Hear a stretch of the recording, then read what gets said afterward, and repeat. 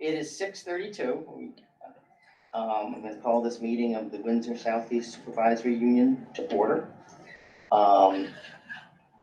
Is Elizabeth here? No internet. Oh, from the storm? Oh, Nancy? Okay.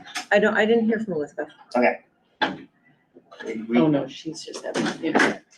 There were several changes that we were going to do after our training. And I was hoping for her to coach me through it. Oh, okay. Well, I do know that Lori did change the format, Yeah.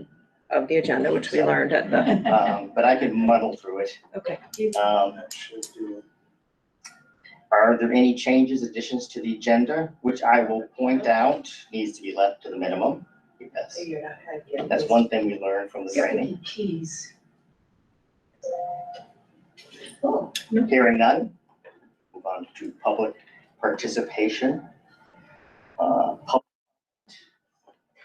is not legally required, but we believe it is crucial for us to hear from our community members about their concerns over issues. Through these meetings, our board models for our students and how to conduct public discourse, and that the board and members of our community can approach controversial issues in a civil and constructive manner and can demonstrate mutual respect. Okay, having said that, please note that the board is here to listen. The public comment period is not designed for discussion. Please start by identifying yourself and what town you reside in. Mr. Wards, I see your hand. Can you hear me? Thanks. Yeah, hear me? My name's Dan Wirtz. I'm a parent who lives in Windsor. I saw and read through the equity audit that Insight Education Group just recently finished, I guess, and I wanted to share a few comments about it. First of all, well over half of it, if not more, is just straight up copy and pasted from other audits that Insight has done. You could see this yourself, one that's available online from Midland, Michigan Public Schools. So it certainly wasn't individualized to the district, and almost the entirety of the recommended actions and the contextualization they provided about the points that they were offering forward and recommendations were just straight copy pasted, and they're on every other equity audit that this group has put forward. I'm sure they'll be there for the one that Springfield, Vermont has coming up too. So grains of salt there anyway. And there's also some kind of embarrassingly obvious typos in some of the assessment data and stuff. And I work with data a lot, and the way they posted a lot of that data is, it seems to be deliberately to be misleading, or at least missing kind of important information. Like there's, they put data percents for some demographics, but they don't put the numbers that those percents are coming from, nor if there's any statistical validity. So there could be, a 0% for something, but that 0% could literally be pointing to one student. And in some cases, that's what the math points to. So anyway, whatever it cost you, you overpaid. And it also didn't seem to include any of the critical commentary that I heard while myself participating in one of the parental focus groups. And then kind of more importantly, as far as the actual data listed when you get to the appendices, holy cow. 15% of 8th graders are proficient in math. 15, not 50. 30% of 8th graders and only 12% of males are proficient in English language arts. 12%? Geez, I mean, with test results that bad, what is your job as a school board? Is it to ensure that your students are getting proficient levels of academic education? And if that's your job, 12% of male 8th graders being proficient is catastrophic failure.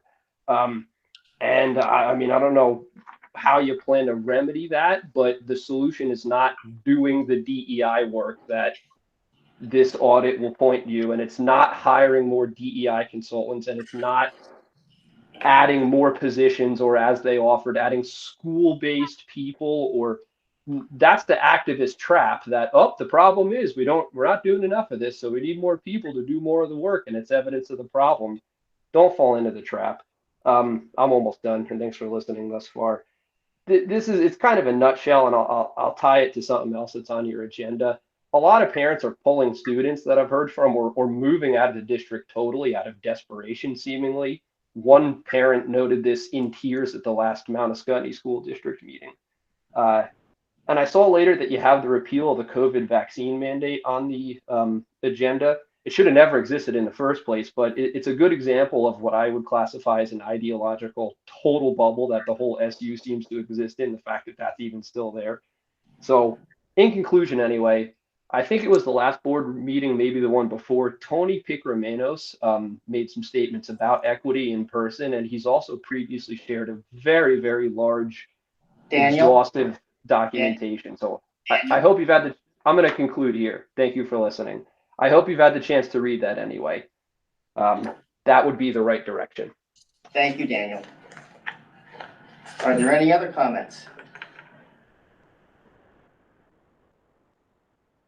I called out Daniel because that was 3 minutes plus.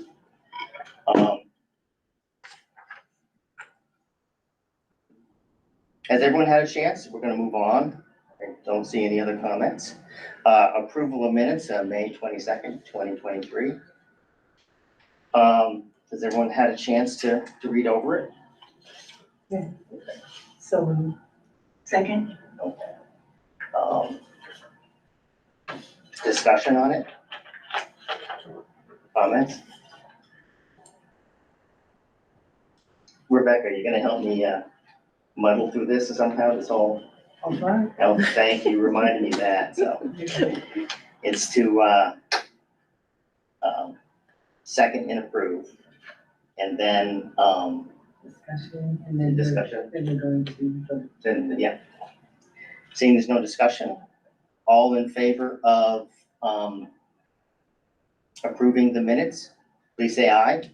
Aye. Aye. Does anyone?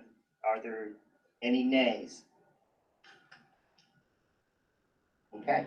Any abstentions? Any abstentions? Okay, Okay, good. thank you.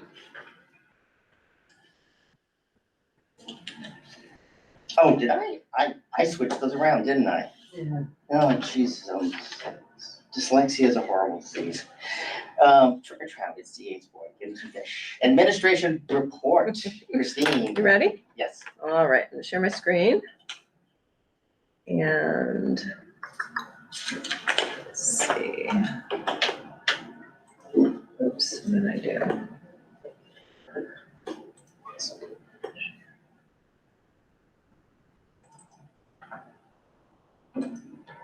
Okay.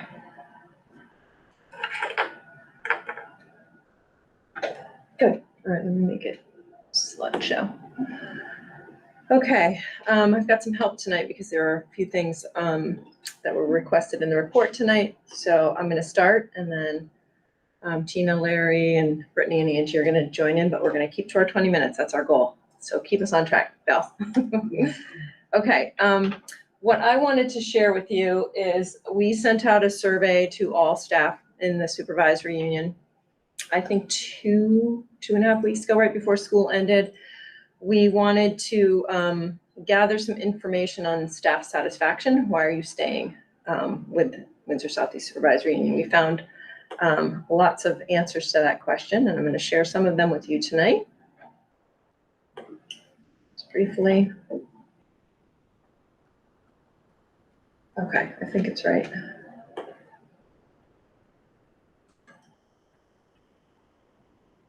Just takes a minute.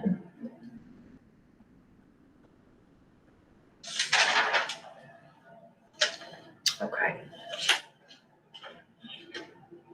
And I'll just start by saying Tina helped devise this survey and has helped kind of extrapolate from it.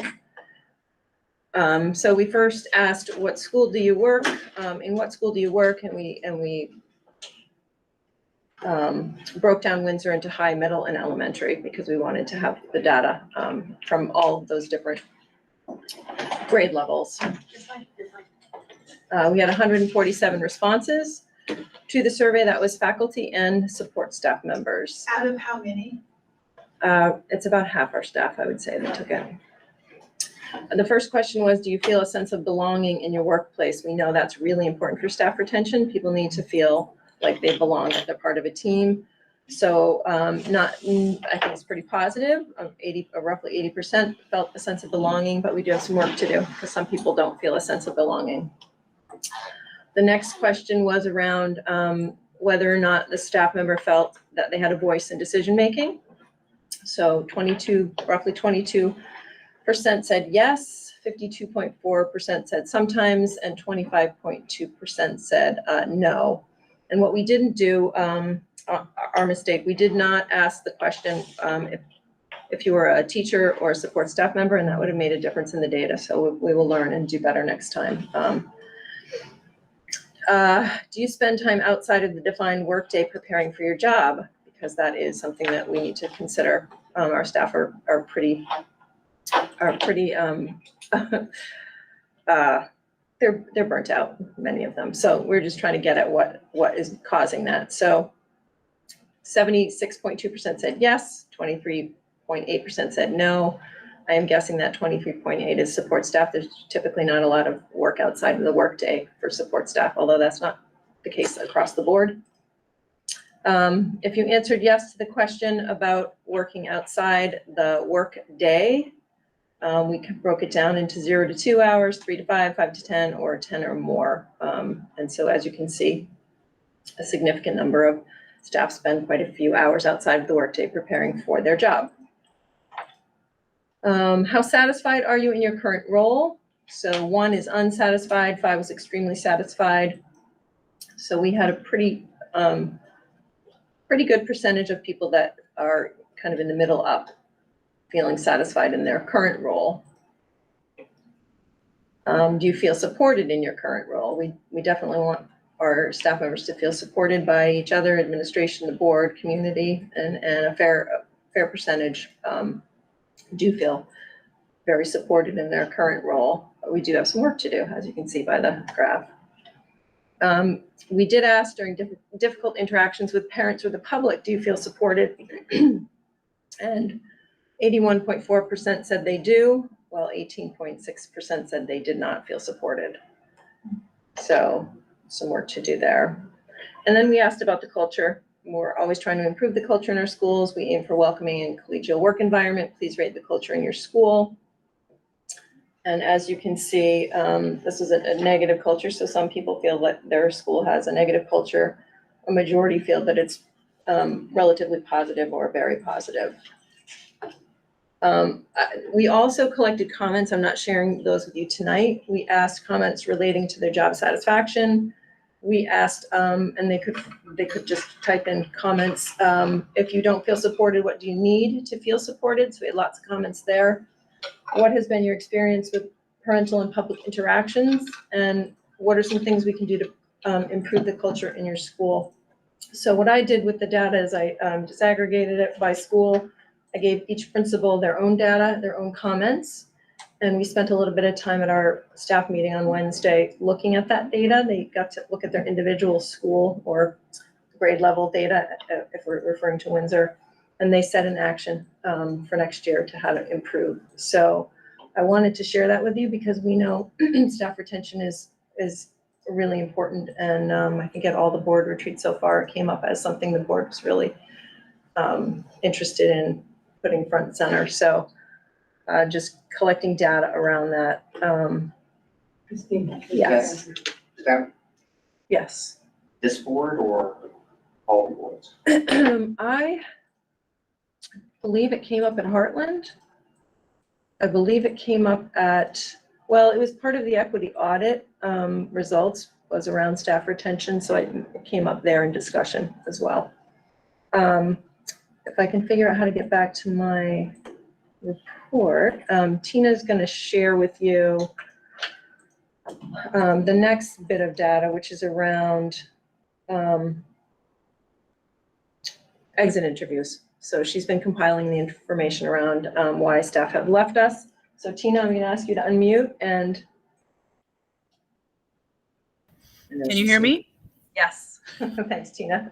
Yeah, no problem. So I kind of tried to, because the data that I had was, again, a lot of question based. So one of the things that I did is I wanted to give you a baseline for some demographics for those that have left us. And I won't share all the comments either, but I did try to find some commonality within those comments to give us kind of like a broad picture of where people are at and why they're choosing to either leave or, you know, some of them are even leaving teaching altogether. So it's kind of like it's a full circle kind of process. But we had 37 exit interview requests with 20 responses. Some people just chose not to engage, and that's totally fine. I don't push the issue. But of those 37, 22 of them were teachers this year, 12 were support staff, and 3 were at will. And those 3 at will were mostly central office support staff folk in various roles. And so as what I did is you could see that the total employee terminations by employer, meaning each school district and the SU as a whole, you can see where the losses are happening most frequently in the SU as the employer. So they have the highest, with Mount Escutney falling into second place, Heartland, and then Wethersfield. And then I broke it down a little bit more by building because the SU itself is skewed because there's people in all those different buildings, right? So of the SU wide people, as well as, you know, locally funded people, 49% were Mount Escutney as a whole. And then you can clearly see that the next biggest was Heartland, then Wethersfield, and then the SU being the 3 people that I mentioned before. Tina? Yeah? Elizabeth has a question for you. Oh, I can't hear you. Can you speak up a little? Elizabeth has a question for you. Okay. I have 2 questions, actually. Do you have any breakdown of Mount Escutney? Yep. Let me just get to my chart. Hold on. And the second question, and more important actually, is it says total employee terminations by employer. That doesn't mean they were fired. No. When I say terminations, I just mean they're not working for us. Some of them were they chose to leave. Some are retirement. Some are, non-renewals. There's a whole bunch of different reasons. It's just everybody that has left this year, I've offered an exit interview, and this is the data that I was able to get. Let's see. I do have it by building. Just give me 1 second.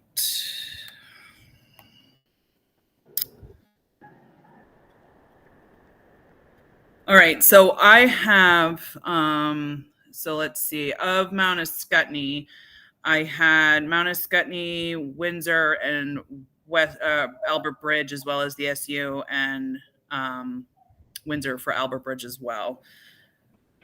Let's see. So out of the 37 SU employees that work in the Windsor building, there was 8 of them. There was no SU Albert Bridge employees that left. We had a total of 5 Albert Bridge staff leave that were not SU employees, that were actual Albert Bridge employees, and we had 6 leave from Windsor.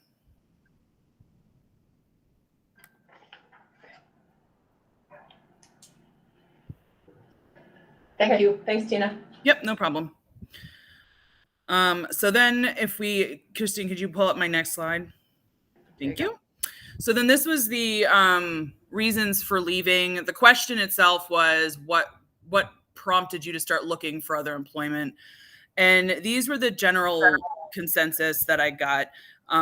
Compensation, some of people were just non-renewed.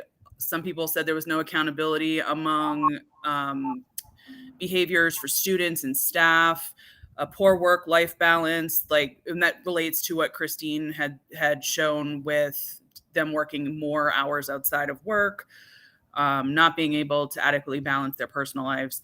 A hostile work environment, that one is surrounded a little bit with some physical, and I said physical and mental because there are some positions where they are put into situations where they may or may not get hurt. And so some people were leaving because that's just not where they wanted to be.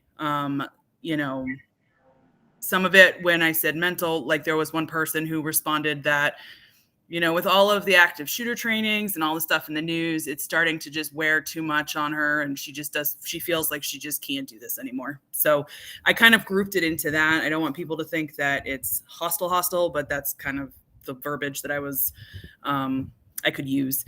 And then, you know, as you can see, retirement and personal, that's pretty much the bigger section is we have people leaving because they're retiring, which is how we want people to leave. We want people to leave because they've met that part of their lives. But that's kind of the generic where we're at right now. I'm going to continue to offer exit interviews going forward to see if we can't, keep working on some of these areas and see what we can improve on. Thank you, Tina. Yep. All right, I will continue if there are no questions. I do have a question. Sure. Tina, out of the hostile work environment group, how many would you say were affected by physical/mental? Or is that the whole group? That was kind of the whole group. Some of that, like that mental hostility was just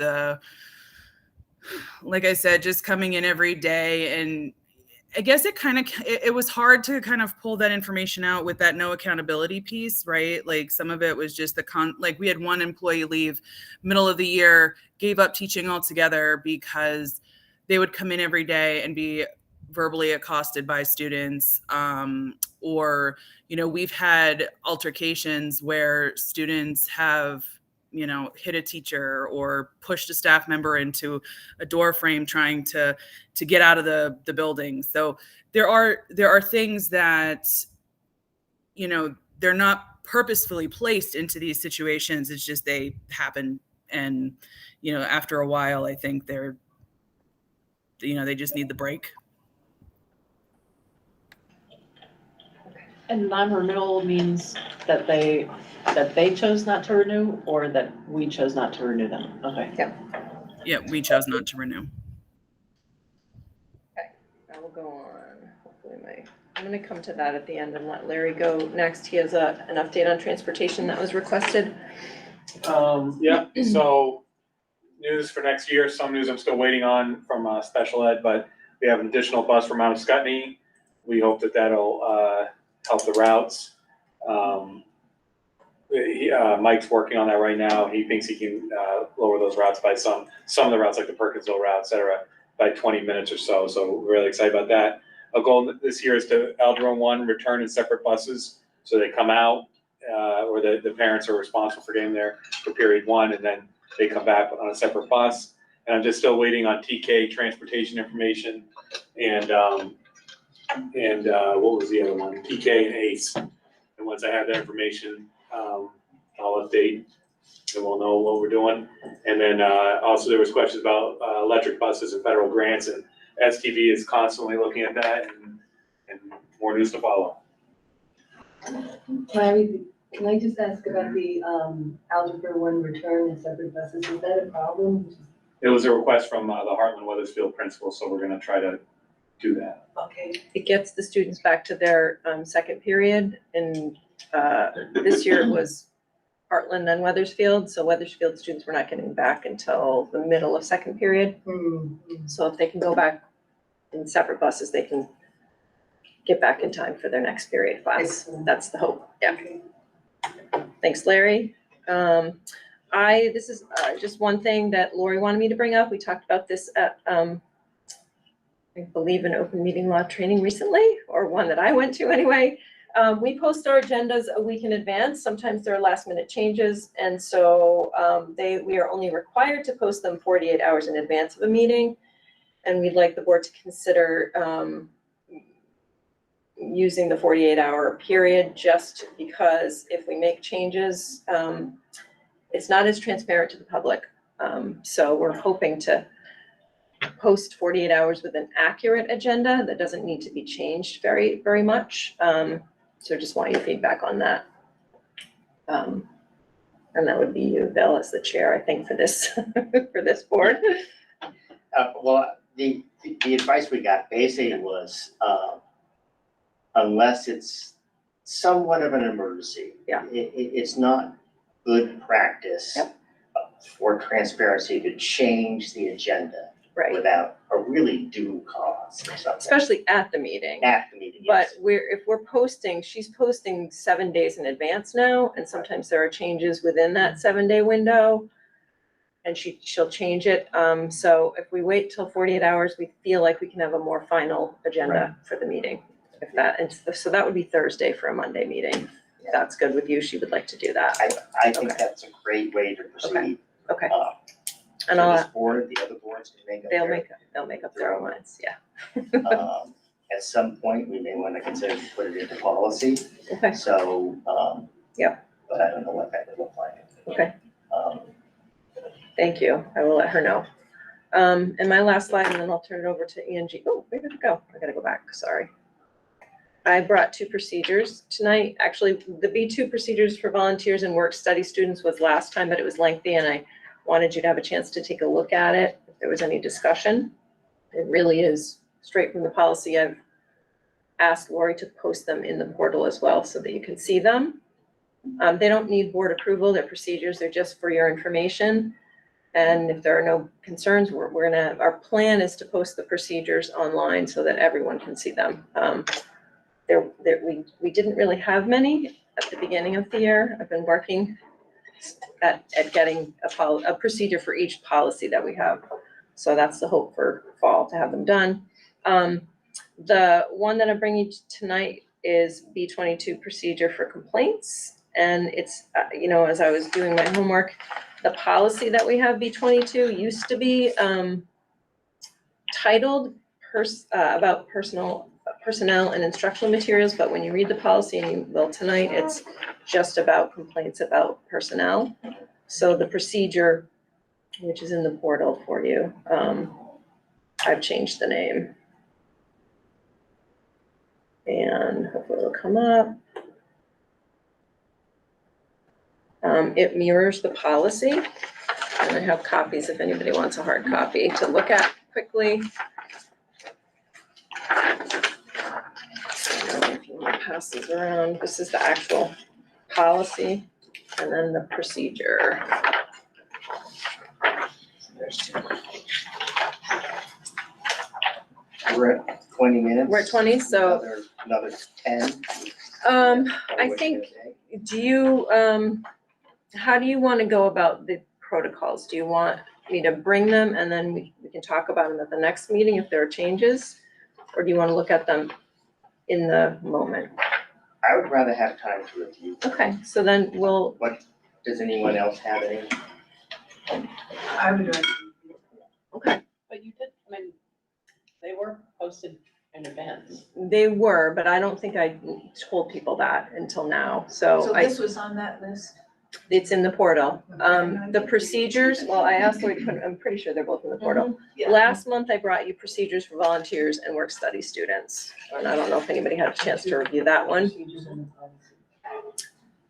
That also mirrors the policy, which we haven't adopted yet, I don't think, under student athletics, clubs and activities. So I think if that policy is not adopted, then the procedures will change, if that makes sense. Yeah. Okay, One leads to the other. Yeah. So I think I can be done for now, and I think Angie has the quick 3 slides, and Brittany has a quick 3 slides, and then, so probably another few minutes. Okay. Angie, you wanna share your screen? Sure. Okay. Do I need to lock in? And I will put those in my next report for everybody to kind of look at, and we'll look at those. That's okay. Let me stop presenting. Angie, you are up. So as we transition, I think probably a good way to move forward is that you share them Ahead of time? then we would put it into items for discussion, Okay, because it wouldn't require any action, just sort of. Yeah. Does anyone have any comment on this? so make sure they're in the portal prior to the meeting. And then, okay, that's great. I just wanted to also comment, if you're gonna be posting 48 hours, you wanna make sure that the community knows, I don't know how you would do that, but Yeah. in advance. Yeah. So they- I think the plan would be to post 7 days before. If there's any changes that people want, then to try to get them before Before the 48 hour. 48 hours. Okay. Oh, Okay, good. that's not how I Is it- Yeah, all right, Is that's that good. what you wanted, Christine?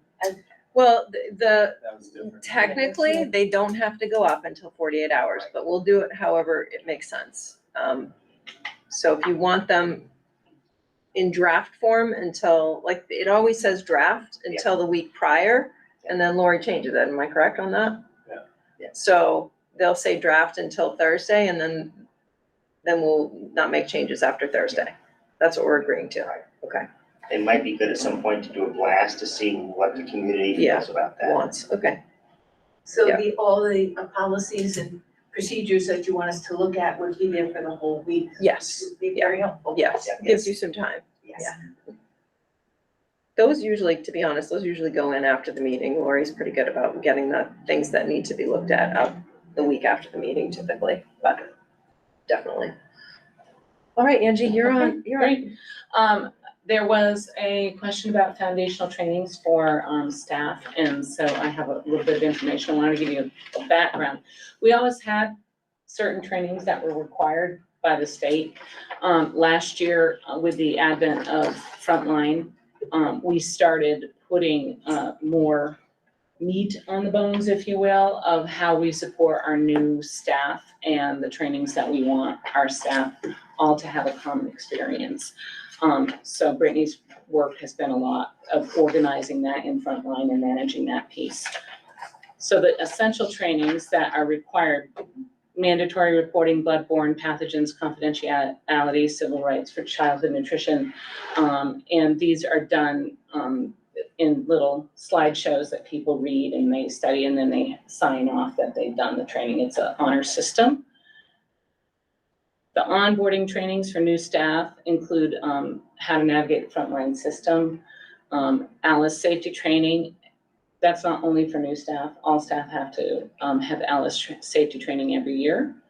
And the new faculty website that has been a big project of Brittany's, this spring as well. And then the foundational trainings based on our strategic plan goals, 7 habits and Leader in Me Quick Start. So now we are in core 3.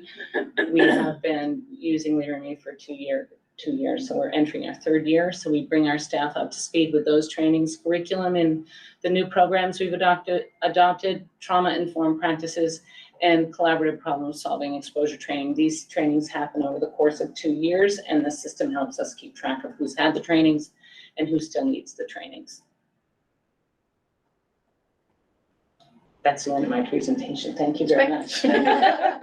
I'll stop presenting now. You want me to go now? Yeah. Okay. So new staff members don't automatically get implicit bias training? We do not have an implicit bias training at this time.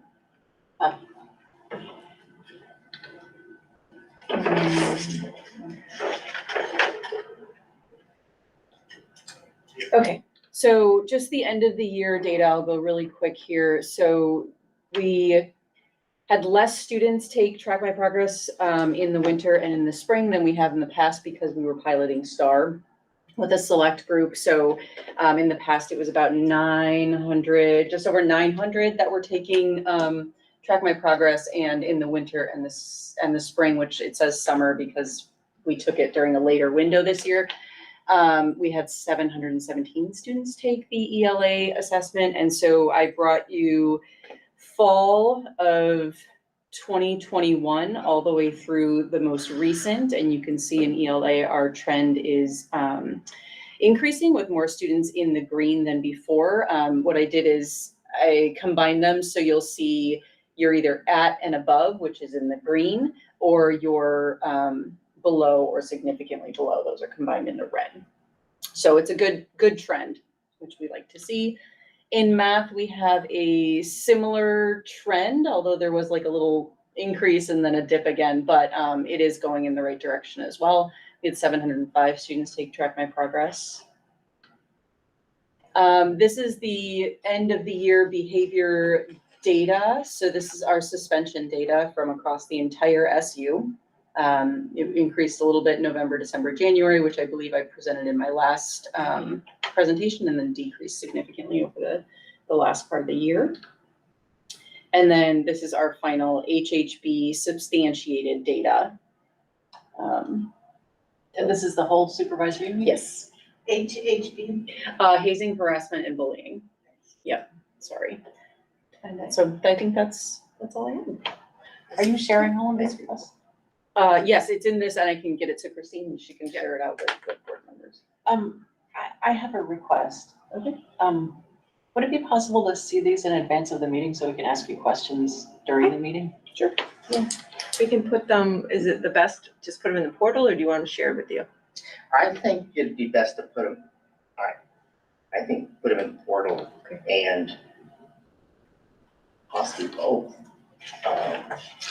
And share? But I think the most important thing, if we're gonna use the website, use Larry as an example, and use the website, then that's where we should go for the information. Christine, I'm gonna share it with you again, so it pops up in your email. If there are things in which you might want to elicit comments on, then definitely sharing them to the board, and then we can add comments. Sounds good. All right. That is the end of the administrator report. Items for discussion, motion for approval will continue to the next regular meeting. Okay, negotiation update, this should be fairly quick. We have actually had 2 really good meetings. I have to point out right away that, I think Heather is a dynamo. And so I was just kind of blown away, to have her as part of the committee. She is just a very organized individual and very on. So, She's on the Heartland board. so, and Jamie's opinion when we meet as 3 is just really valuable. So I want to thank those 2.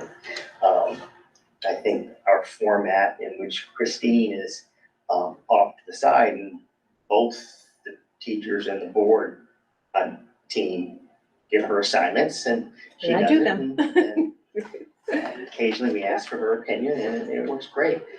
Really emphasizing collaboration, and we have an actual update to the negotiation agreement with a sort of preliminary set agenda. The first 3 weeks are going to be really open discussion to talk about what both parties want, and then to come up with a list in those 3 weeks of what we're exactly going to negotiate on. And then we're going to start with that. And so, When does that start? we had September 22nd. Yep. Was, we put in a by date to start by September 22nd. And you did approve ground rules Yes. at the last meeting, which is great. Although this is not going to be applicable until 2025, Correct. right?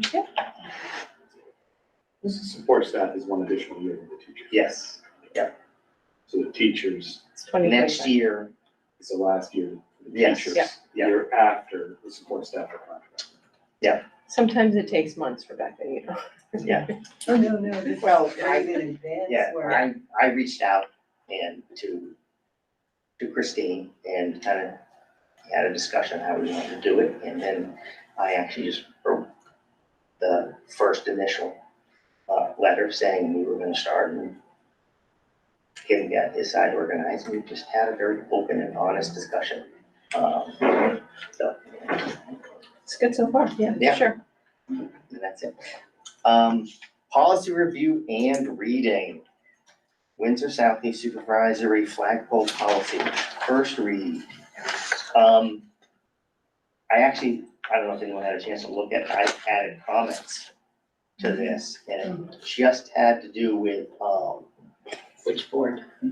which board? Yeah, I think that needs to be clarified so that, they know what board goes, who's responsible for approving it. Other than that, And where is the flagpole? The school flagpoles. yes, Oh, well, I thought it was only one school's flagpole. No, it's So all, it's any school's flagpole? yes, so I any think this is schools, for future yes. And requests. where is the Windsor, school's flagpole? It's right at the The Scott East Street entrance, Uh-huh. and it's right on the corner of the playground. It's huge. Okay. Yeah. That's what my question is. so this policy is to help make it easier whenever we have a flag request. Here are the guidelines for It sounded Yeah. simple. Bill, where did you add comments? their To the document. actual document. To the actual document? Okay. Elizabeth? I don't see any room on here in, for asking about potential policies. So not the flag policy, but, I'd like to ask about a potential policy. Okay, Should I say it now? Or wait. let's go through the list and then, you Okay. know, at the end, I believe, B22 is, I'm doing the same thing for B22, a potential policy change. So is that okay if we just wait to the end? Yeah. We're gonna do two of those at the same time. Yep. And we'll see how we are doing for time, but I think we're doing pretty well. Are there any comments about, yes? I just had a comment about this one, and maybe since I'm new, it's just not familiar language to me. But in this, it said, the WSE board will only consider flag requests, and it goes through the different things. And one of it says, or establish Vermont agency or education transferable skills. Is that something that's known to people enough to have that wording in here like this? Yes, because that's I think it is transferable skill, it is based upon a law, but of course, I'm in education, so, it might be a good idea to cite the transferable skills, policy we have, or the actual law. That may not be a bad idea. If we're expecting, I'm sorry, if we're expecting students to be the ones that are bringing this forward, I Yeah. would just think having it as clear as possible. Right. Christine? Yeah. Angie, tell me if I'm wrong, but I think all the students would know what transferable skills are. I mean, in high I mean, school at they- least. They should. They might, it just depends on the language that Right. they use, and we call them learning expectations too, so. Right, yeah. Portrait of graduate competencies, so we have a couple different names for them, so. Yeah. Well, okay, well, Angie, let me ask you, which name would students, high school students recognize them the easiest? It's a good question. Learning expectations, that's how it is indicated on the report, on the reporting screen. Okay, So that's probably the best, okay, the so one. maybe put in transferable skills / Add, yep. Yeah. / learning because expectations. that is the way it is actually in the report card. Yep. Okay. Thank you. Yep. Right. First reading, is that it? That's the first reading, yeah. Okay. E1, Title I, Part A, LEA Parent and Family Engagement Policy, second read.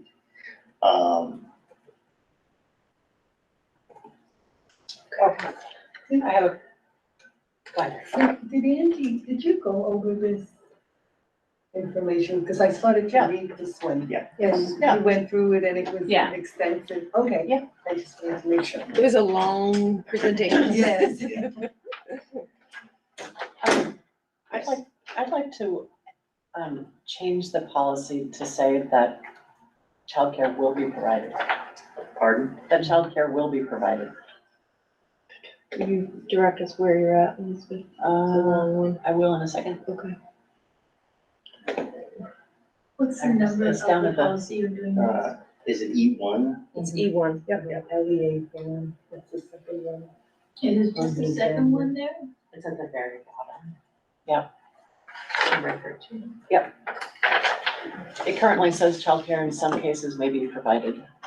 I think that's in case you can't get somebody. Like, it would be nice if you could get a way to reserve, like if you knew and then you could make sure that you had somebody do that. So, can I ask, Elizabeth, if we're putting that in, does that mean that we would be responsible for making sure that childcare is available? That is what it is, yeah. I mean, my feeling is that childcare should always be provided when we have meetings that we want families to come to. No, I agree, absolutely. I'm just thinking, what does that look like? Who's going to be So- responsible for making sure that that happens? And there's oftentimes that we will, when I was a principal, did outreach to the kids and teachers and offered to pay, and we would get no one. So it's, I agree with you. I mean, I think we should, but there are occasions where we don't have anybody to do it. So. Community service? Done all the things. Yes. Davis? Yeah, short of building a guarantee into the policy, can we change the language to reflect that we will make every effort to ensure that childcare is provided? Just to, to codify that we're going to do our very best to do it, but, not put a hard and fast guarantee, accepting that that isn't something that we have complete control over. I think whoever's organizing the event will be the one that will make sure. Everything in their power. Right. I'm wondering if that's something that, kind of creates this list of teaching community available.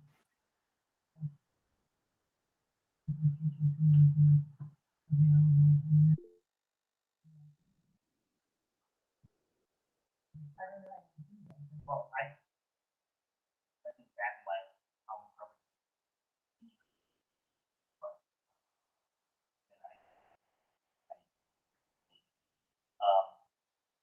Colleen? Hi, we lost microphone a little bit. It's when somebody. Can you hear me? Hear us? Yeah, same here, Colleen. After my comment, the mic seemed to drop out on the Meeting Owl for folks who are attending online. That's what happens. I was gonna, if you can hear me, I'm agreeing with Davis on, I heard you, Davis, on using language that says we'll try. Like, can we guarantee to try to have childcare? I mean, I know that sounds ridiculous, but I also know how hard I've seen Christine go through it, trying to find people. This. Those are my comments. This is the second reading, and I think it's under number 13. Childcare in some cases may be provided, change it to we will make every effort to provide childcare. I like Davis's language. Okay. Sorry, I didn't mean to raise my hand again. Colleen, can you hear us better now? Yes, I okay, can. good. Yeah, I think Katie? sometimes the mic just doesn't pick up your first comment and then it's lost or something. It's trying to outsmart us. Katie was trying to signaling, and Katie, give us a thumbs up if that's what you were signaling us about. Okay. Yes. Thank you. Okay. Are there any other comments on? So that one will come back for a third read Yeah. in August. And yeah. I hear Elizabeth, and I'll try to think of something as well, but,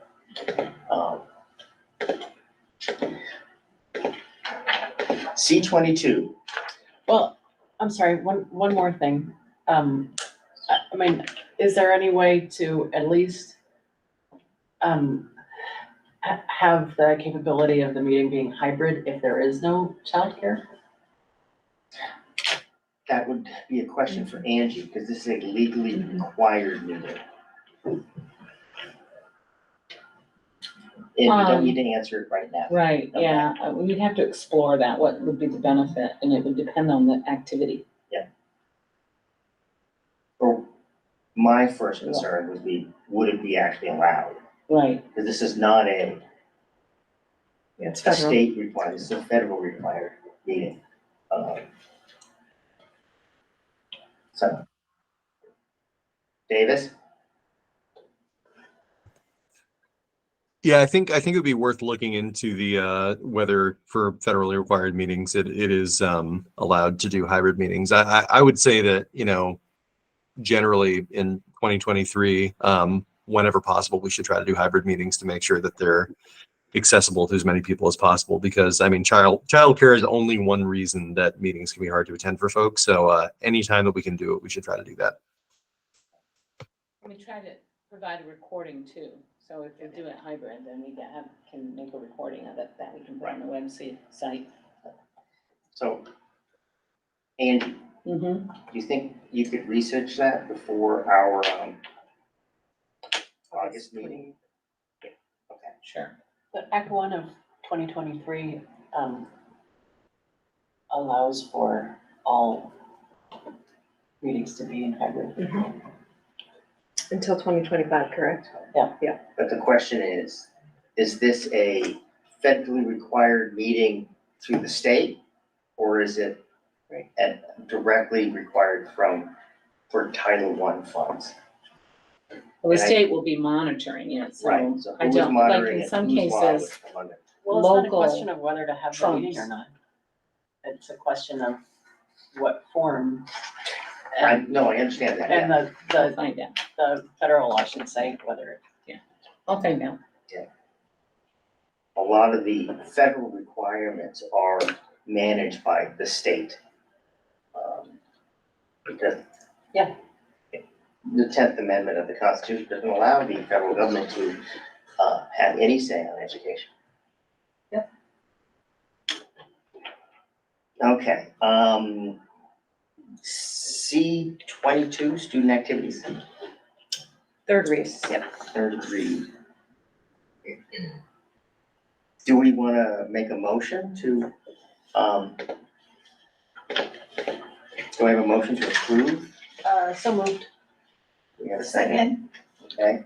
I was saying early, Elizabeth, I was disappointed you weren't here, so I was excited to have you help me. throw through these I should have brought the book for you. procedures. Yeah. I'll drop the book off at your house. Okay, so, a discussion on C-22 and C-23?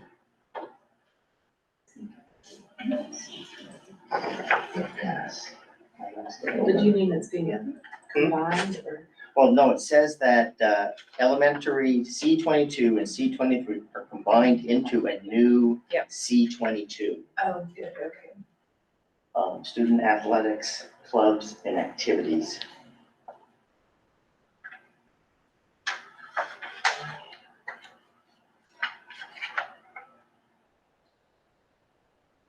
And I didn't have any changes after the last time I read it. Any questions? We discussed it. I have a question. What is meant by the level, can you hear Davis? Okay, what is meant by the level of student interest in the activity? In other words, until an activity has begun, how can you really gauge what student level of interest is?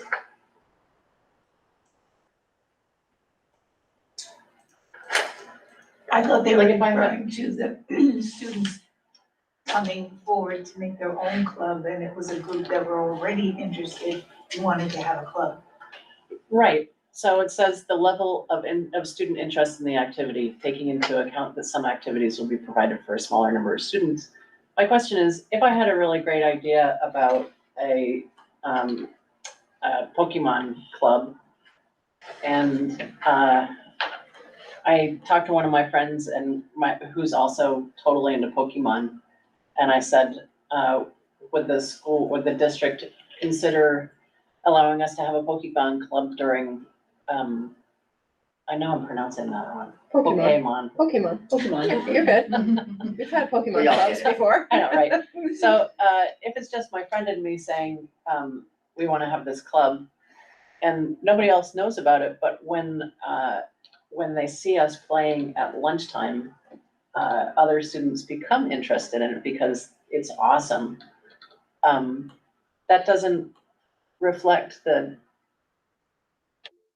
you see what I mean? I do, but I think in the last sentence of that paragraph above, the district will make determinations related to individual activities to be offered through consideration of many factors, including but not limited to. So I think having it in there means that if there's some concern, the individual board, this isn't, the SU wouldn't be doing this, could say, well, I don't think there's gonna be, what about interest? And then they could ask the student to show interest or have in survey.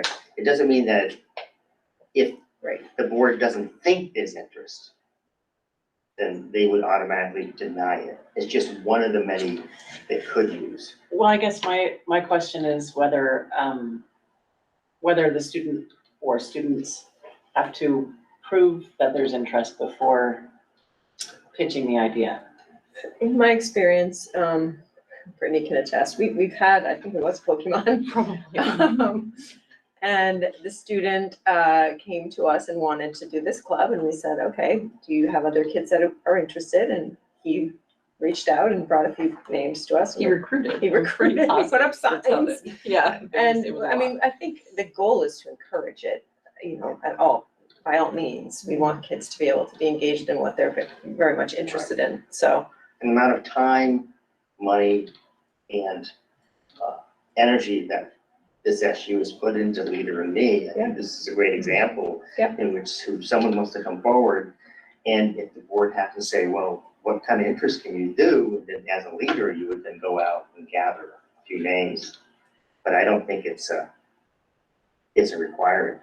So for an example, if a student brought that they wanted to do a dance club, okay, and they had the ability to bring in some, they had a YouTube site which would train it, and it was vetted and everything. And the board thought that, I think that's a great idea for students to be doing that during this time and throughout the day. They don't have to ask about it first. It wouldn't be necessarily need to be a consideration. And I think it's worded that way. Okay. Oh, Davis. Yeah, no, I mean, everything that everyone is saying on this makes a lot of sense. I appreciate the conversation. I guess the way that I'm feeling about it is that I think that leaving it broad in the policy makes sense. I think that when it comes to if there is any concern about needing to demonstrate a level of interest, that's something that I'm pretty confident leaving up to the administration. I mean, like if there is a feeling that maybe getting some names on a piece of paper or something like that is going to be the metric that we need, that's good. But I mean, I don't know that we need to make it too hard and fast in a SU level policy.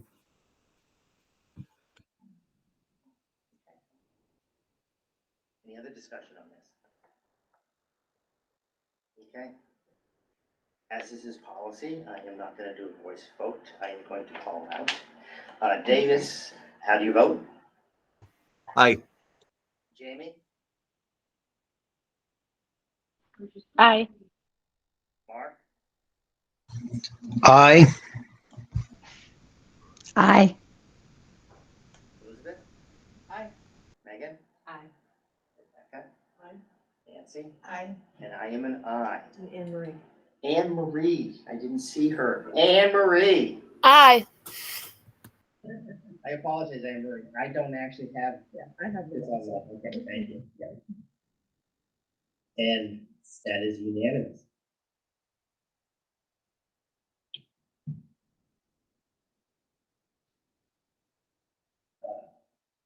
F4, access control and visitor management must be adopted by 8/1, which gives us Right, when we're meeting with 8 is August, right? Yes. So we have a So meeting. You'll have to,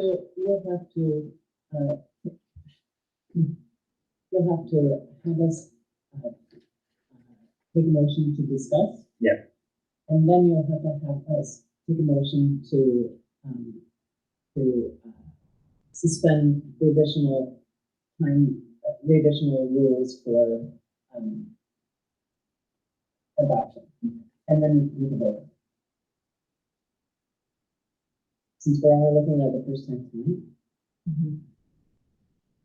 This is our first. It's the first reading. It's just, the law just passed. Okay. But it has a short deadline, and the VSBA had to have time to draft it, but the law states that it has to be passed by August first, so. I will take a motion to suspend. No, after we have a discussion. So do I then? I move that we look at, we take a motion to suspend the rules for adoption. Yes. So in order to adopt tonight. I will take a motion to suspend the rules of adoption In order to adopt. in order to adopt it tonight. Second. Okay. Will we discuss it? Okay. Does anyone have a comment about suspending the rules of adoption? Davis? So I don't have a comment on that strictly, but and I'm sorry to keep having to bring up technical issues. It sounds to folks online like the meeting owl is now underwater. I wonder if maybe just muting it and taking it off mute quickly would clear that out. There seem to be multiple issues going on tonight. And if you could repeat that discussion.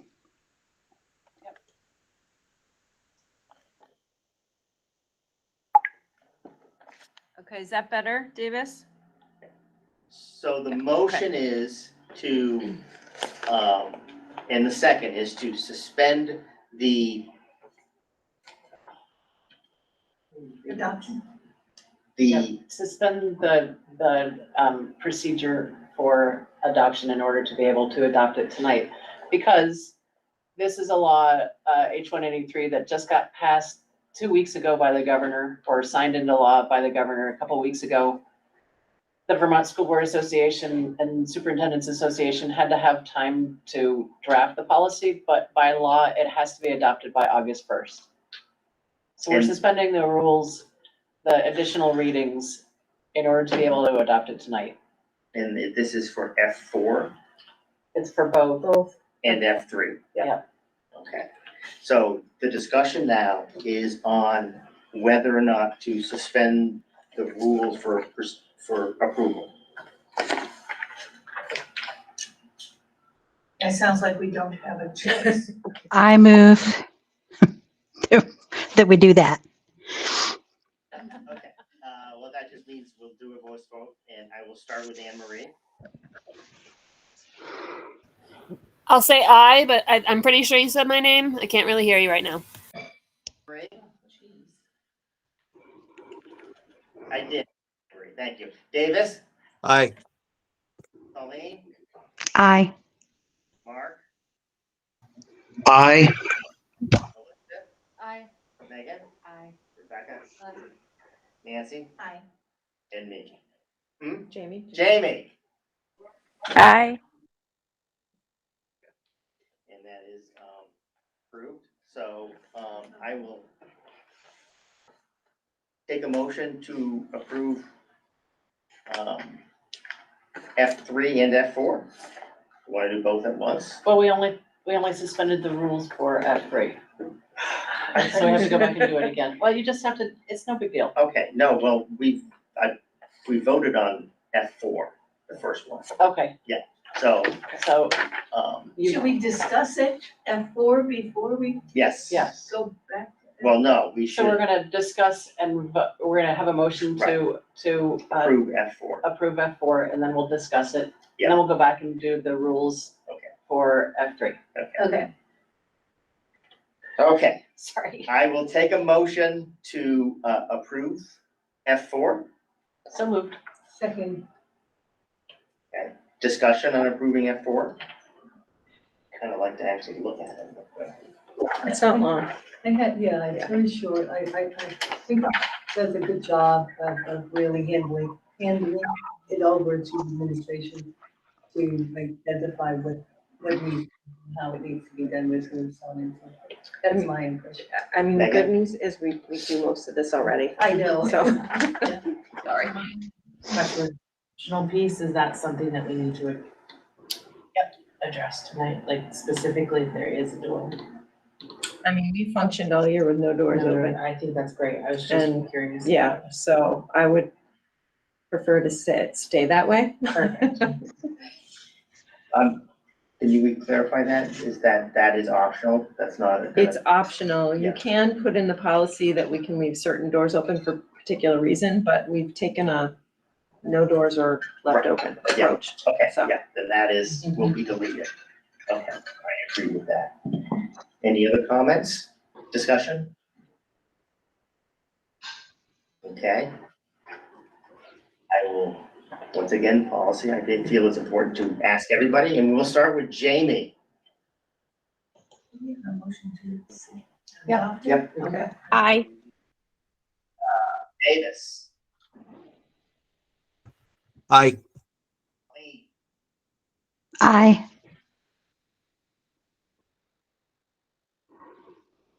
We lost audio again.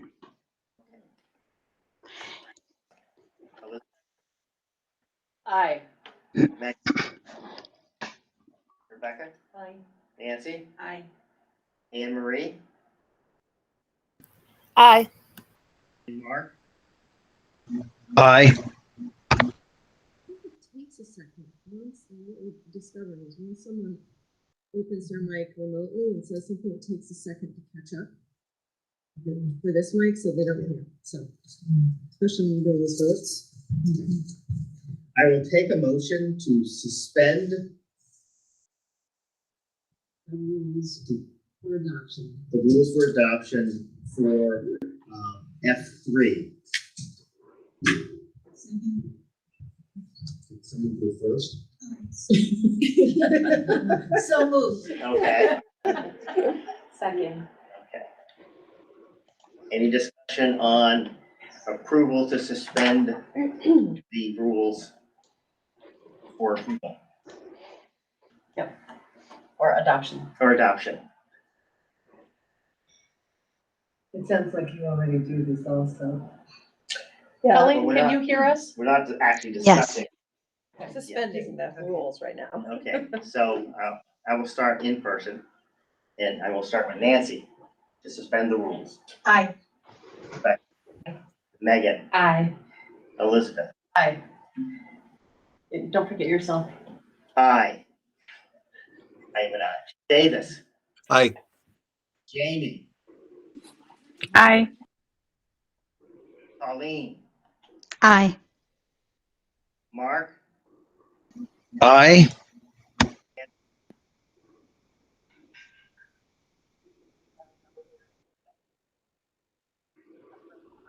Anne Marie. Aye. So we have suspended adoption. Take a move to approve F3. So moved. Second.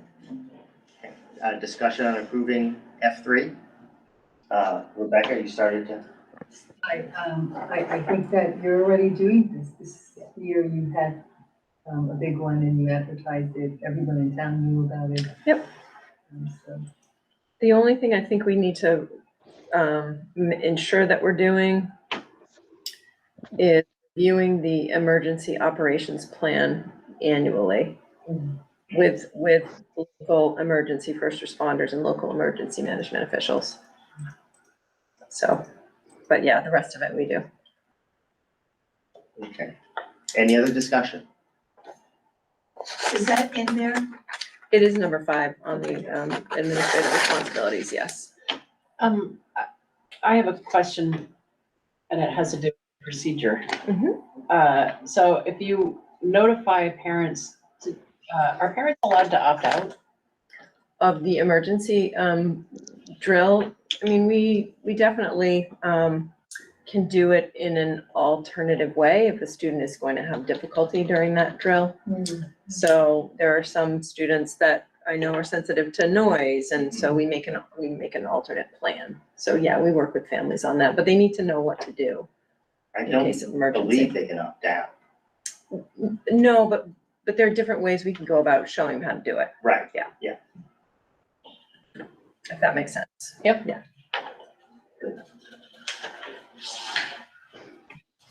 I'm just processing if you actually answered the question. The answer is yes. So the answer is they can't, I mean, they have to know what to do. So they have to practice it in some way, Right. but it might not be when everybody else is practicing. Right. So, But it's basically a Yeah. no. right. Davis? It sounds like you can make reasonable accommodations to individual student needs so that they can attain that knowledge without having it be like a broad-based thing. But there is no option to opt out. Correct? Excellent. If a child is absent, are they then rebriefed on this or? They should be. I mean, we try to make sure, and it happens a couple times a year. It can happen, it has to happen twice a year. Yeah. But it can happen more frequently, and what we tend to do is review what to do and not necessarily do it every time, but talk about what you do in those kinds of situations, so kids are familiar with what to do. So, Good question. yeah, very good question. I have another question, and this is really not about this policy, so maybe I should ask it at another time. But does your plan include school buses? The emergency operations plans? Mhm. Yes. Or do you mean, do we practice evacuation of school buses? I know you practice evacuations of school buses, but do you include school buses in your active shooter drills? We include school buses in terms of we sometimes need them to move students. If that makes sense. We'll call buses, depending on the situation, to move students from one location to another. Right. So, yeah, the bus drivers know the emergency management plan. Okay. Yeah. Any other discussion on F3? Okay. I will take a vote. Nancy? Aye. Rebecca? Aye. Megan? Aye. Elizabeth? Aye. I am an aye. Davis? Aye. Jamie? Aye. Aye. Well, that was Colleen answering for. Colleen voted aye. Mark? Aye. Anne Marie? Aye. I think Christine is right. You have to give a pause Yeah. before the, I think so. for the muting. It's only taken a couple of years just to figure that out. B22. This is just something I wanted to quickly bring up, because it came up during the Escutney School Board. Yep. And I went back and read the policy. And I wasn't particularly happy with it. Okay. And I somewhere I did a rewrite of the first paragraph. The only thing I'm not happy about is the first paragraph. It makes it, it doesn't state that that is how it has to be done, is that the administrator must make sure that the teacher, that the complaining parent meets with the staff member involved. And I don't know if anyone else had that same sort of read through. Where it says shall be encouraged. Shall be encouraged. I was looking for the language I put in, but I think I put it in a different account. And I actually had my wife proofread it. Anyway, I will share that with you, Christine. And Okay. I'd like to bring up that in a future session. Okay. Just because in instances where the student's emotional and physical well-being is not at risk, I think it should be a requirement for complaining parents to meet with the staff member and vice versa. And so that would be up to the administrator to make sure that happened, to the point that, you know, if a teacher refuses, most of the time I agree with the teacher, staff refuses, then that's not an option, that's subordination. So what if the parent refuses? Because that's, in my experience, happens more than the teacher refusing. Well, then if the parent refuses, then There's no that's where the complaint dies. Okay. You I know? think we just have to be clear about it. Is it possible, as opposed to, that's where the complaint dies, where there is an effort to bring the teacher and the parent together? Always. Because that relationship Yeah, is really important in order for that student to be successful. Yep. So, I mean, In my if language- there's any refusal on anyone's party of that's not gonna work for the student. And so we need to like look at, well, what's gonna work for the student? So we, you know, in that, I think I agree with you, Bill. I think that has to happen. So I'm thinking, what can be put in place to make sure that happens? I don't know, gonna bring in someone, and says, I will sit with you, but this Right. cannot go any further unless. Yeah. Yeah, in my language, it states that it's up to the administrator to facilitate the Good. safest Good. environment for that to take place. And it may mean that the administrator sits into it, or even a third party. Because the educational advocate would come and sit with it. So it's really up to the administrator, the supervising administrator, to do everything in their power to make sure that it's a comfortable place. At the same time, if nothing can be done to force a parent to have that meeting, then that means it dies there. The other thing to consider, Bill, in my experience, I've never had a teacher refuse to meet with a parent. I mean, obviously they want to help the student in any way they can. But there have been times when a parent has taken some considerable verbal abuse from a parent.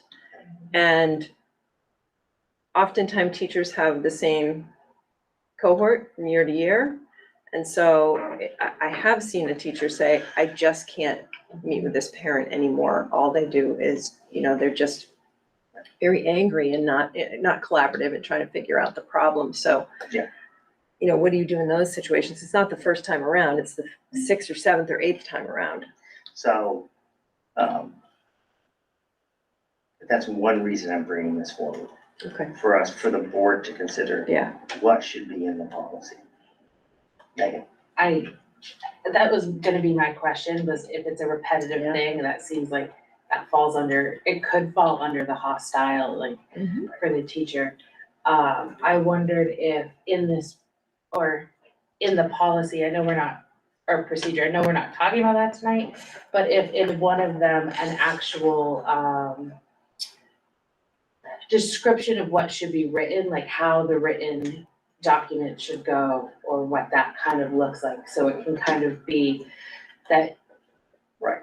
second nature. Do you see what I mean? Like we have, this is what we need you to do, write it down like this way, if that, That may be part of the procedure as the well. procedure, yeah.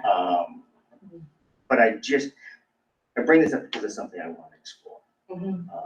Just based upon some comments from administrators in past history. I want to make sure that our teachers feel as supported as possible and our administrators feel supported to move forward on that because it's based in policy. So it'll come back in August. Okay. Okay. Yeah. Elizabeth, you had one as well, you wanted to. I did. It has to do with the public use of our building facilities. And so it's in response to what happened in Virgins last week, in which a leader of a hate group was invited to speak at the high school. I don't know if I'm pretty sure not everybody has read about it, but the board was obliged, because they didn't have a policy in place, they were obliged to allow the speaker to come. And it is a tricky area, but I have discussed it with the head of the Vermont Superintendent's Association, Jeff Francis. well, I don't know what his title is. He's the, news director. Director. I think you're right. Sue Sklowski from the Vermont School Board Association, and they're planning to come up, or we're gonna talk about whether it needs to be a piece of legislation or whether it needs to be a VSA policy. But I thought for our supervisory union, the way to thread the needle is we already have a facilities policy. Right. What is legal is asking people who use the facilities to adhere to the regular rules of the building as far as content and conduct. Yeah. So I agree with you, Elizabeth, and I think we should bring up that policy and. Is it facilities use? What is it Yes. called? Yeah. Okay, I don't see it here, so let me, It's there somewhere. It might be called buildings. it might be on buildings and grounds, okay. It's a federal law. So of course, it's at least a state law. The buildings have, because they're places of public accommodation, they have to be open to members of the public who request access. But it's not similar to all other public. It That is has- exactly right. Right. So.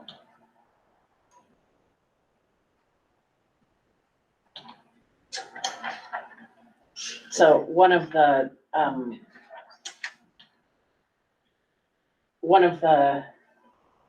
questions that's always asked is who gets to judge whether it's a hate group or whether it's appropriate?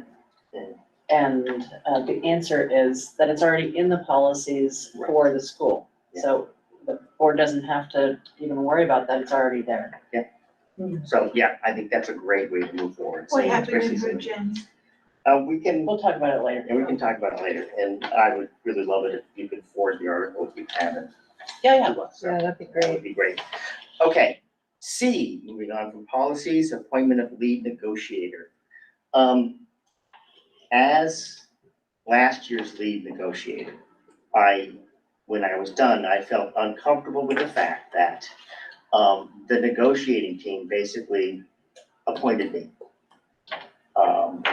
The lead negotiator for the teachers is actually elected. And I'm happy to take on that role, but I think it would be something that should be appointed, voted on by this board. That's just something. And because it's in here, I will take a motion to appoint me negotiate. So moved. Any discussion on that? I think you've done a really outstanding job as lead negotiator. Well, thank you. With a lot of enthusiasm.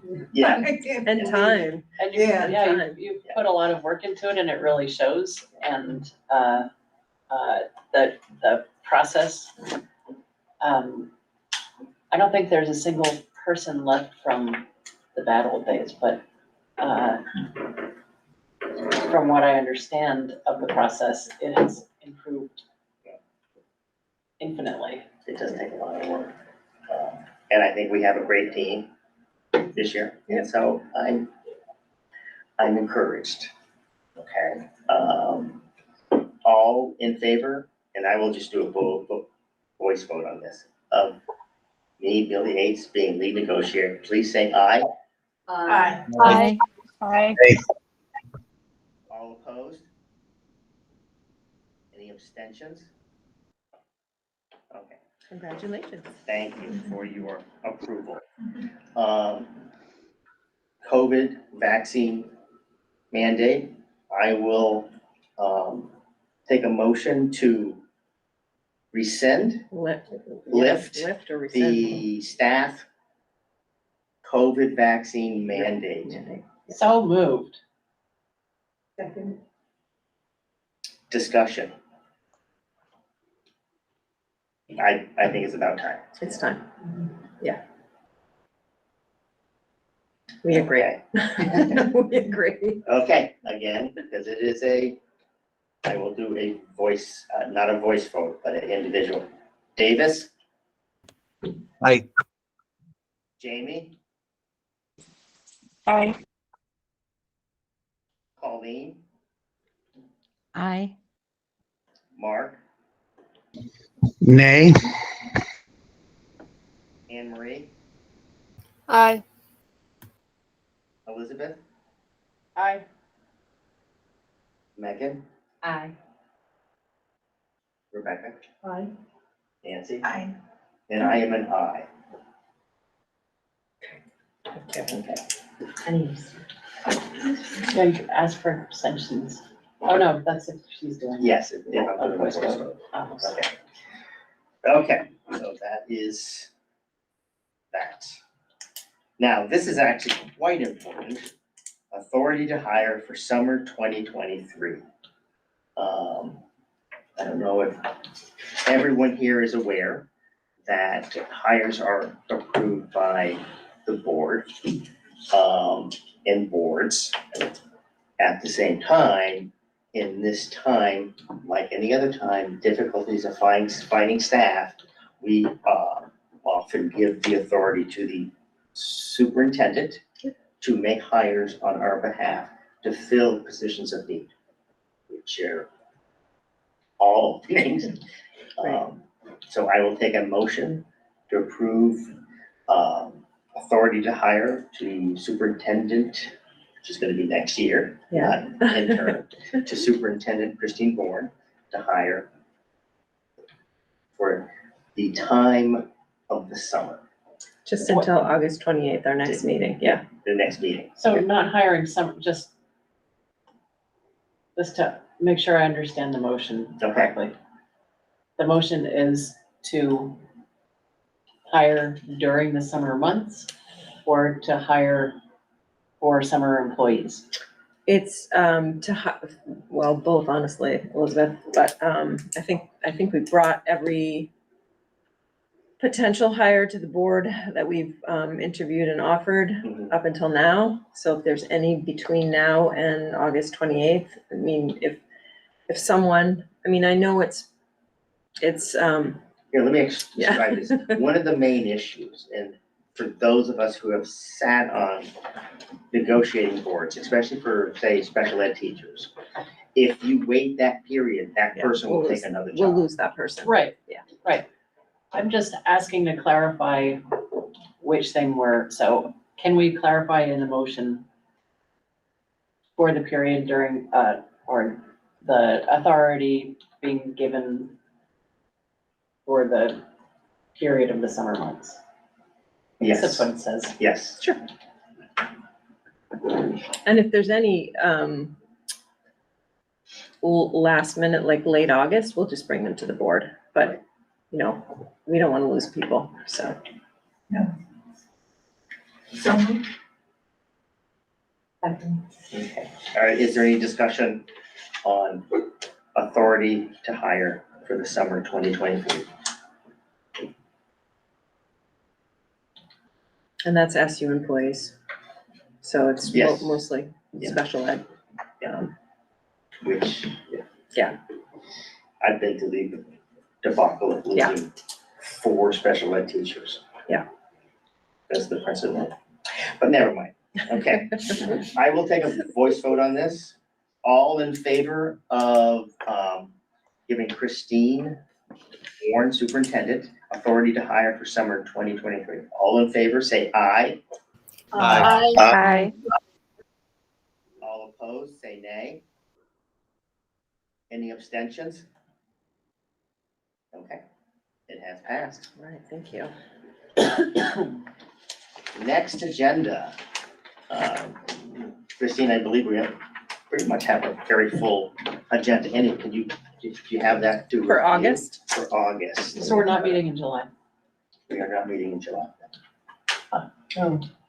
We're not meeting in July. We are having a retreat, the beginning of August, yeah. Beginning of August, yes. Mhm. So we meet twice in August? So in August, what we were planning to do, got my notes here. And Bill, correct me if I'm wrong, because we talked about this a while ago. Yeah. We're gonna do, new policies from the VSBA, first Yeah. reading, because there are new ones that are recommended. And we've broken those out. So this year, I didn't leave any time for second and third reads in our schedule, so we had a lot of policy work to do.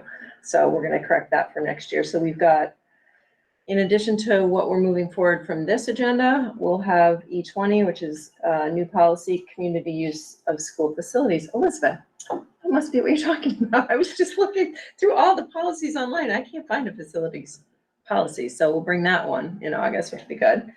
That's a new one. C28, which is a new policy, transgender and gender nonconforming students. And F27, which will be communicable disease mitigation measures. So we have those policies and we'll have a board presentation, superintendent report. I didn't add any other reports for the August meeting, just mine. Which would be the start of school. That has nothing to do with the retreat, this is just our meeting. This is our August meeting, August 28th. The retreat, we haven't set the agenda for yet. Bill and I will work on that. Can I ask a question? Sure. I know we talked at the last meeting about the cell phone policy. Will that be part of your conversation? Yes, we're gonna finalize, it's not a policy, it's a procedure. So it doesn't need board approval, but we definitely want your input and insights on it. I can share if you want me to, we're kind of landed. Yeah. Right now, you want me to do that? Okay, so the administrators would like a no cell phones out all day K-8. So we're not gonna say you can't bring it, but it should not be on your, it should be in your backpack, really. And then at the high school level, and Angie and Brittany, you were at this meeting, so correct me, I think it was not out during class time, but you could use your phone at lunchtime, so you can check your phone. Kate was really kind of not sure about in between classes, when class is out, because it does, what she reports is kids are walking down the hall with their phone, they've got their earbuds in, they don't see where they're going, they're taking videos and posting them of things that, they shouldn't be. And so her feeling is fine at lunchtime, end of the day, check your phone, but during the rest of the day, not have them out. And I know Hudson brought some great points about using your phone to, for schoolwork, but each student has a Chromebook and their Chromebook can be used for those things. And Larry can confirm that because he's the Chromebook expert, but we really, I mean, it's not, it's a struggle everywhere and people are wrestling with what to do. And it's really gonna take, some clear expectations for the students, staff and the parents. And so we'll be communicating that out, in lots of blasts as soon as we finalize what that's gonna look like. And I can report, Kate's also working, there's a small subcommittee, Brittany, myself, Kate and Alina. We're pretty good, K-8, at what expectations look like in school. High school, we aren't because, you know, they're young adults. We want it to be more fluid, but there are some things that have been really difficult, especially since COVID, you know, since we've opened up things. And I can list them. One is late for class, leaving class without permission. So that's habitual for some students. Swearing in class, in the halls, wherever. So we don't want that. I mean, kids talk to each other in a different way than they should be talking to adults. So leaving class, swearing, vaping, and cell phones. I think those are the 4 we really want to target. Yeah. And have some clear, like, Cafeteria expectations. Yeah. So we're gonna work on those over the summer, and it's gonna take a group effort, because once somebody doesn't adhere to those expectations, teachers have to be on board, because they're the ones on the, you know, that have to enforce them to some level, and then being very clear on what the expectation is for staff in terms of follow through, and when administration needs to be involved, and how we close that loop. So I'm really happy Brittany's going to help, because she was the really expert at Heartland in developing the expectations. And Also looking at rolling over those expectations from middle school and high school. Yeah. Same way. And we want them to have more freedom, right? They're young adults, but they also No, I need don't want them to have more autonomy, Elizabeth? more agency. It's on another subject before we hang up. Okay. This is on this subject. I think that's gonna be very difficult. It I think is. those are some really heavy duty issues. I think they're extremely important. If you really can work with them, because that's gonna be really important, because we know that they're gonna be tested. Yeah. And kids are gonna watch what's done and what's not done. Yeah. And the information is gonna travel really quick. Not only to other kids, but it's gonna travel to parents. Yeah. And so then, you know, so it's, I applaud you. We're gonna do our best. Yeah. It's about consistency in training and communication, I think, which is a lot. Yeah. At the same time, though, these topics that you bring up really is the core of what social studies should be. Yeah. And so. Yep. You know, And also addiction. Yes. Yeah. Yeah, they think these, thank you for. It is. Well, bringing I'm that at up. I phones. didn't even know about. Oh, yeah. Yeah. The kids are addicted, adults are addicted to phones, social media, vaping. People are going through addiction counselors to learn how to break themselves of their, I mean, and with students, I mean, it's not a bad idea. Colleen? Yeah, I'm sure it's coming too in lots of institutions, not just school, but workplaces or whatever. But I'll piggyback on the addiction thing that you bring up, Elizabeth, and that's the hurdle. Like you may really hit, there's going to be a hill to climb a little bit there, I would imagine, in that kind of addictive way. Like it's going to freak some kids out, I imagine, some people. Yeah. And also, I would say that, when you're being clear about it and consistent about it, you consider the amount of information that is pushed to students through their phones. Yeah. And so don't expect them to not use their phone, but also expect them to use their phone. Yeah. That's not. Elizabeth, you got something else? I was hoping, because I apologize for being late, but I don't know whether you addressed the question of our new DEI director and what has been done to get things ready for her? Well, we got her a desk, which is really important. And we know where she's gonna be located. Where? She needs a chair. She's gonna be in the curriculum office, which is here, in this building. She's in Vermont. I got word, she's in Vermont. She's going to come to the VPA conference and our administrative retreat. So she'll have time to bond with the administrative team, which is wonderful. And we have some, the goal is for her to really build relationship first with all stakeholders. And we learned from the last round that that's really important. Who are the stakeholders? Students are our biggest stakeholders, our staff, our community, our school boards. I invited her to come to the next SU board meeting. I think I invited her to the retreat as well. I will double check. Does she have her SU email yet?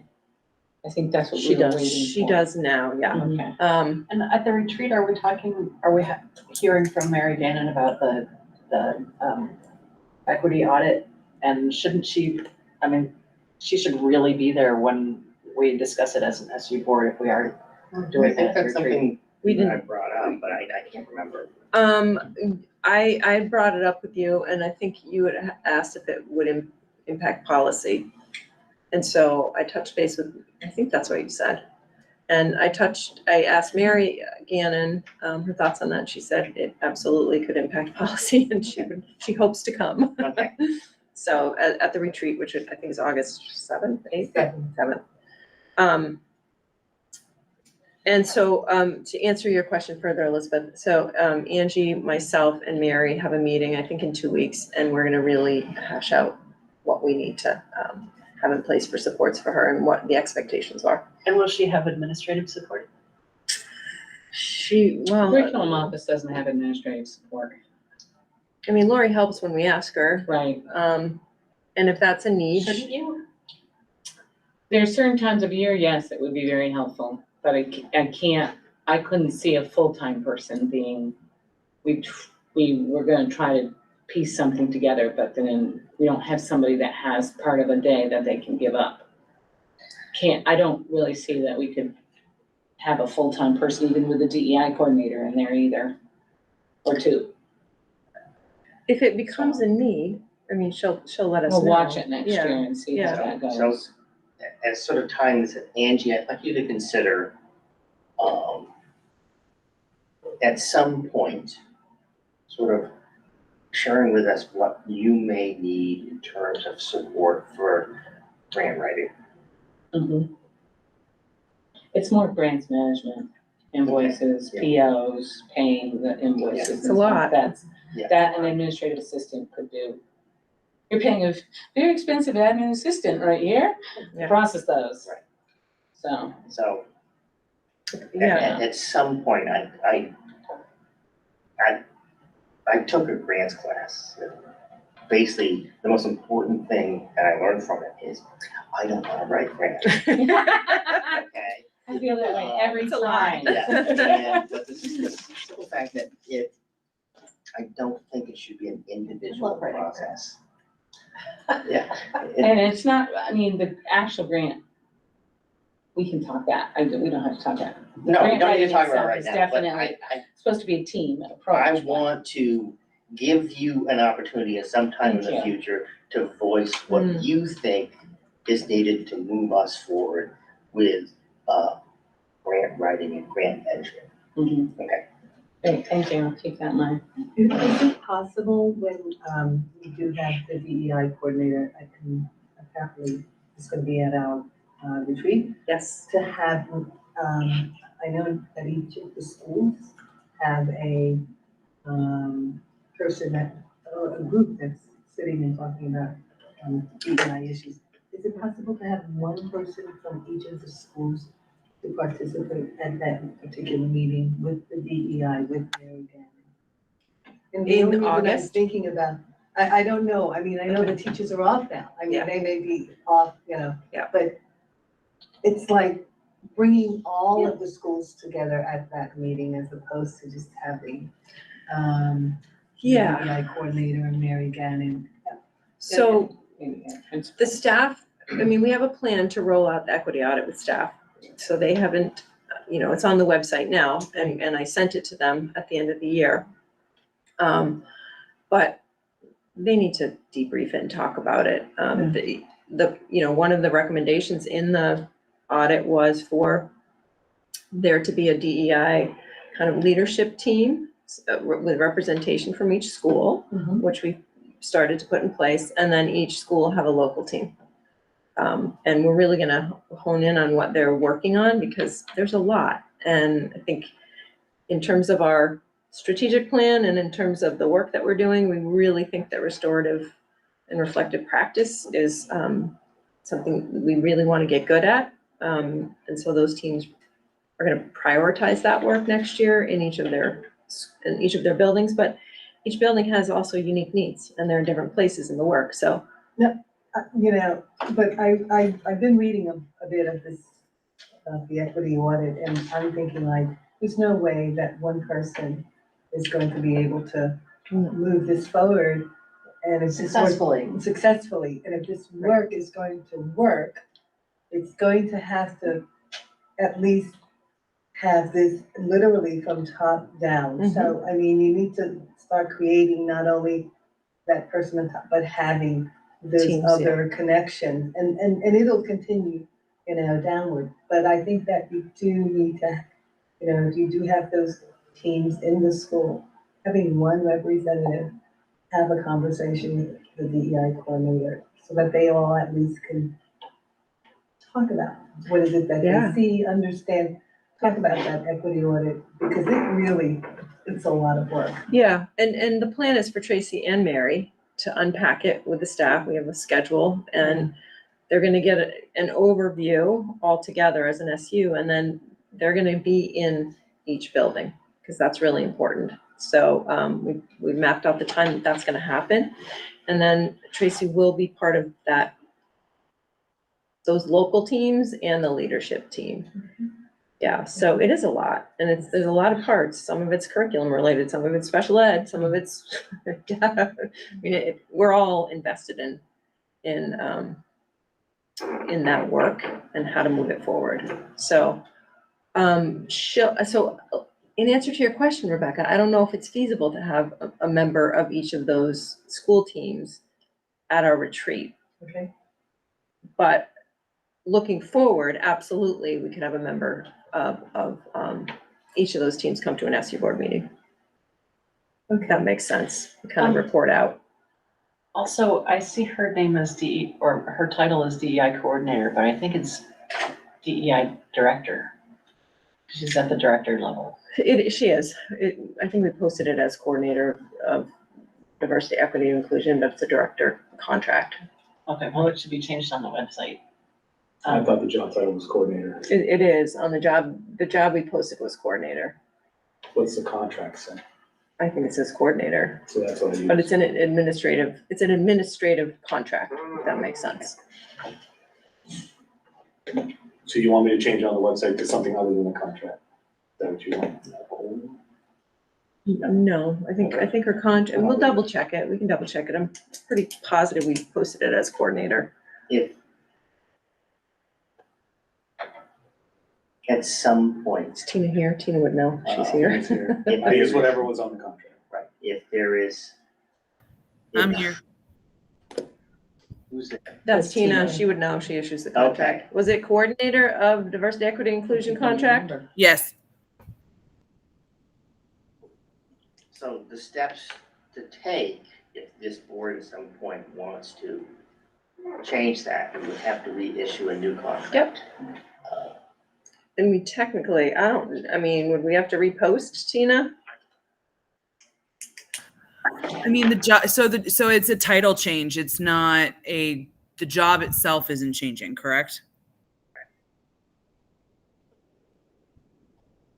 Correct. So I don't think we would have to repost it and I also don't think that would be wise, because I think that would send the wrong message to Tracy as well. It's not very welcoming to have to repost her job. Nothing's changing except for it's semantics as far as that title piece goes. my preference is to move forward how it is now, and then come next year, if that's something that she feels important, or whoever the director is, or the coordinator is, feels important, and the board feels important, and you feel important, and then we could change that if Okay. it's an issue. And we'll put it in a note a year from now. Okay. Does that sound good, Elizabeth?